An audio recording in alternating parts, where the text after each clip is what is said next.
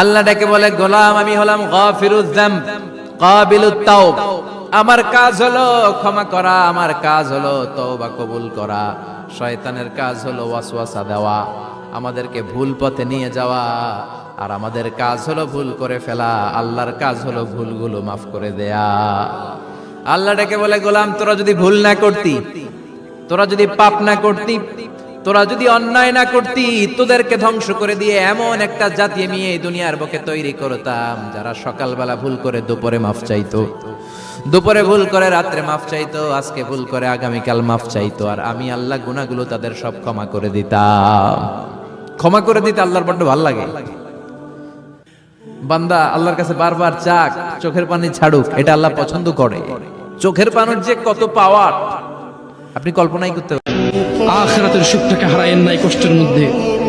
মনে রাখবেন, কিয়ামত দিবসে সর্বনিম্ন যাকে আযাব দেওয়া হবে তার পায়ের নিচে একটা কয়লা রাখা হবে, জাহান্নামের একটা ছোট্ট একটা কয়লার টুকরা, ছোট্ট একটা কয়লার টুকরা। তার মাথার মস্তিষ্ক টকবক টকবক টকবক করবে। এটা সর্বনিম্ন শাস্তিদাতা হবে। এই পৃথিবীতে আপনি এত কষ্ট নেই, আমি এত কষ্ট নেই। মনে রাখবেন, এই পৃথিবীর সবচেয়ে সুস্থ মানুষটাও মরে। আপনি অসুস্থ হলে আল্লাহর প্রতি অসন্তুষ্ট হইল না। মনে রাখবেন, এই পৃথিবীর সবচেয়ে ধনী মানুষ 60, 70, 80 বছরই বাঁচে। আপনিও 60, 70, 80 বছরই বাঁচতেছেন। আপনার দরিদ্রতা আপনার জীবনকে কমায় না, ওর ধন্যাঢ্য, ওর সম্পদশীলতা ওর জীবনকে বাড়ায় না। সন্তুষ্ট হয়ে যান রবের প্রতি। এই যে দুনিয়ার জীবনটা আল্লাহ পাক দিলেন, এই জীবনটা দেওয়ার পরে এর হায়াত হবে সর্বোচ্চ 60, 70, 80, 100, 200, 500, 1000 বছর। আল্লাহ পাক ভালো জানেন। আল্লাহ পাক বলছেন, এই জীবনটাই তোমাদের একমাত্র জীবন নয়। তোমরা কিভাবে আল্লাহকে অস্বীকার করছো? তোমরা আগে মৃত ছিলে, ওই যে জমাট বাঁধা রক্তপিণ্ড ছিলে।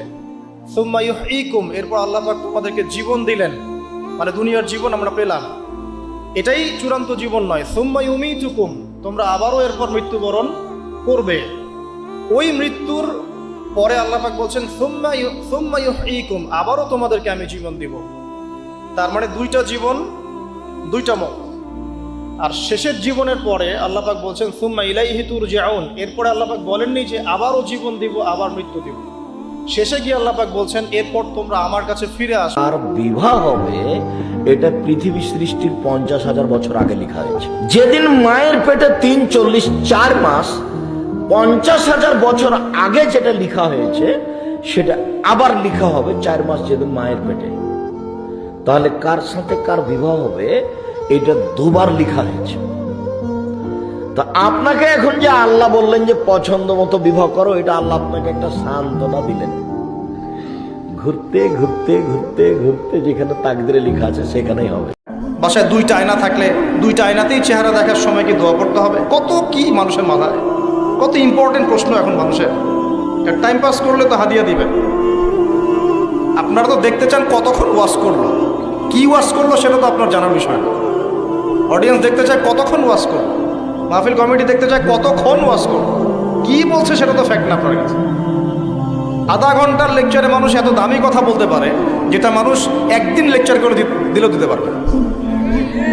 এবং যার যত বেশি জ্ঞানের গভীরতা, তার কথা তত সংক্ষিপ্ত হয়। একটা হাদিসের মধ্যে আসছে, রাসূল সাল্লাল্লাহু আলাইহি ওয়াসাল্লাম একজন সাহাবী বলেছেন, এটা আসার হাদিস না, এটা আসার, সাহাবীদের একটা চিহ্ন, তাদের থেকে আসছে। তারা বলছেন, যখন তোমরা দেখবে জুমার খুতবা হচ্ছে খুব লম্বা, অনেক লম্বা খুতবা হচ্ছে, নামাজ খুব সংক্ষিপ্ত, তখন বুঝবা ওই যুগটা হচ্ছে অজ্ঞদের যুগ। কিসের যুগ? কারণ অজ্ঞদেরকে বোঝাতে অনেক সময় লাগে। দুইটা সময়ে তাওবা কবুল হয় না। এক নাম্বার হলো বাদাল গারগারা, মালাকুল মাউতকে দেখে ফেলেছেন, রূহ ধরে টান দিবে, তখন তওবা করলে কবুল হবে। আরেকটা হচ্ছে বাদা তুলুই শামসি মিন মাগরিবিহা, কিয়ামতের আগ দিয়ে সূর্য আর পূর্ব দিক থেকে উদিত হবে না, এটা পশ্চিম দিক থেকে উদিত হবে, তখন তওবা করলে কবুল হবে। তখন তওবার দরজাকে বন্ধ করে দিয়েছে কে? এজন্য আমরা যে কোনো পাপই করি না কেন, পাপ হয়েই যেতে পারে, আশা হারানোর কারণ নাই। Never lose hope, never give up. মুমিন কখনো আশা হারায় না, মুমিন কখনো নিরাশ হয় না। মুমিনের আশা ভরসা একটা সত্তার উপরে, চিৎকার করে বলতে হবে তিনি কে। এজন্য পাপ হওয়ার সাথে সাথে আমরা তওবা করব কার কাছে?